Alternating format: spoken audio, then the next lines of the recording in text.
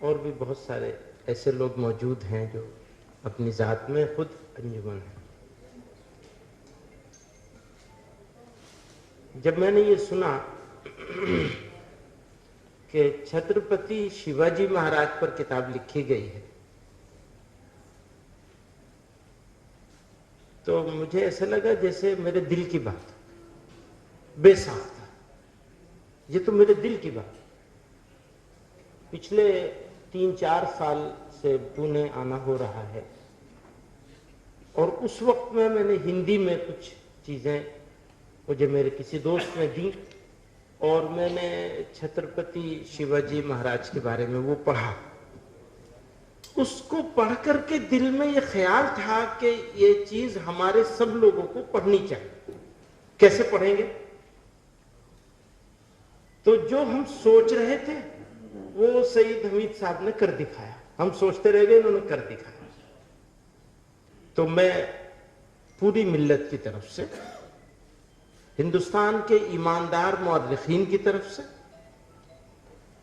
اور بھارت سے محبت کرنے والے سب بھارتیوں کی طرف سے خود ساختہ نمائندہ بن کر ان کو شکریہ ادا کرنا چاہتا ہوں.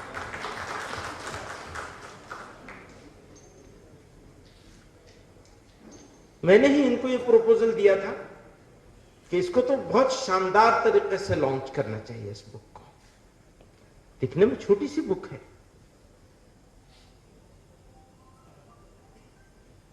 لیکن حقیقت میں یہ وہ کوشش ہے کہ جو کوشش اگر صحیح طرح سے یہ لینڈ کر گیا،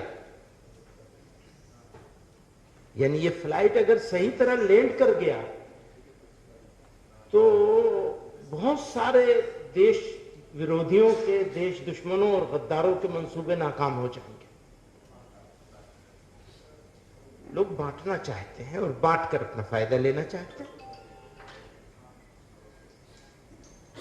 مجھے اس میں کوئی تردد نہیں ہوتا. جتنا میں نے پڑھا ہے ان کے بارے میں کوئی تردد نہیں ہوتا کہ میں یہ کہوں کہ وہ شخصیت اس قابل تھی کہ اس کو انڈیا کے پولیٹیکل سسٹم کے لیے ایک رول ماڈل کے طور پر پیش کیا جائے. اور خود مسلمانوں کے ہاتھ سے، خود ہماری ذمہ داری ہے، وہ بگاڑنا چاہتے ہیں، ہماری ذمہ داری ہے کہ ہم اس کو بگاڑنے نہیں دیں کسی پہ. اگر اس باریکی کو ہم سمجھیں گے تو ان کا جھنڈا ہمیں اٹھانا چاہیے زور سے. صرف مہاراشٹر میں نہیں، پورے بھارت. کیونکہ جن لوگوں نے ان کے ساتھ غداری کری، خود ان کے ساتھ غداری کری. اگر آپ تاریخ اٹھا کر کے دیکھیں گے تو چھترپتی شیواجی مہاراج کے ساتھ جنہوں نے غداری کری ہے وہ مسلمان نہیں تھے. وہ مسلمان کبھی نہیں تھے. مسلمانوں نے تو ان کے لیے اپنی جان دی اور وہ محافظ بنے مسجدوں کے. ان کے آرڈرز دیکھ لیجیے آپ. اس کو اور اچھے سے، اس کتاب کو، اس کا جو سیکنڈ ایڈیشن آئے گا، میں آپ سے درخواست کروں گا.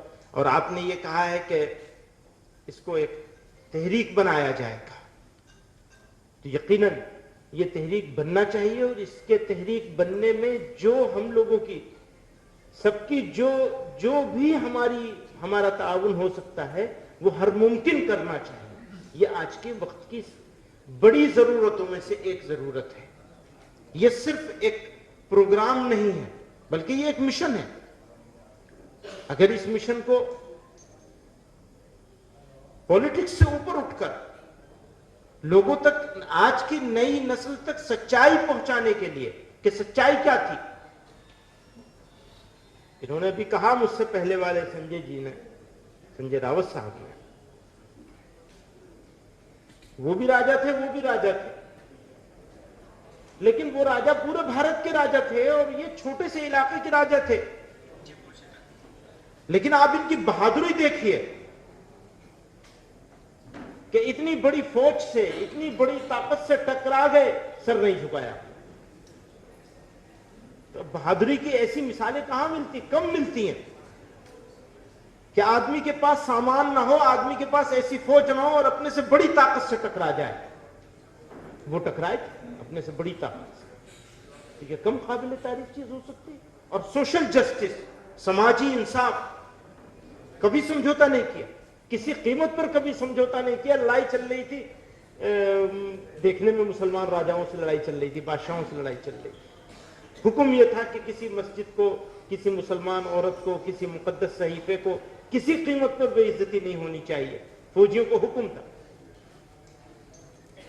ورنہ آج کے زمانے میں جب سویلائزڈ ہو گیا ہے زمانہ، تو سب سے پہلے مقدس جگہوں پر اور عورتوں پر حملہ ہوتا ہے۔ جب حملہ ہوتا ہے آپ دیکھیں گے، ابھی تو ہم بہت سویلائزڈ ہو گئے ہیں نا، کہنے کے لیے ہم بڑے سویلائزڈ ہیں، اور وہ زمانہ دنیا ایسا سمجھتی ہے کہ اب سے 300-400 سال پہلے کے زمانے میں اگر ہم جائیں گے تو لوگ اتنے سویلائزڈ نہیں تھے، لیکن وہ ہم سے زیادہ سویلائزڈ تھے، ہم سے زیادہ ایماندار تھے، ہم سے زیادہ شریف تھے، ہم تو بے ایمان ہو گئے۔ تو میں مبارکباد دیتا ہوں ان کو، اور اس بات کا یقین دلانا چاہتا ہوں کہ اس کام کو آپ آگے بڑھائیے، ہم آپ کے ساتھ ہیں، اور واقعتاً یہ بڑا کام ہے، وقت کی بڑی ضرورت تھی، آپ نے اسے پورا کیا ہے، تو سب کی طرف سے مبارکباد اور سب کی طرف سے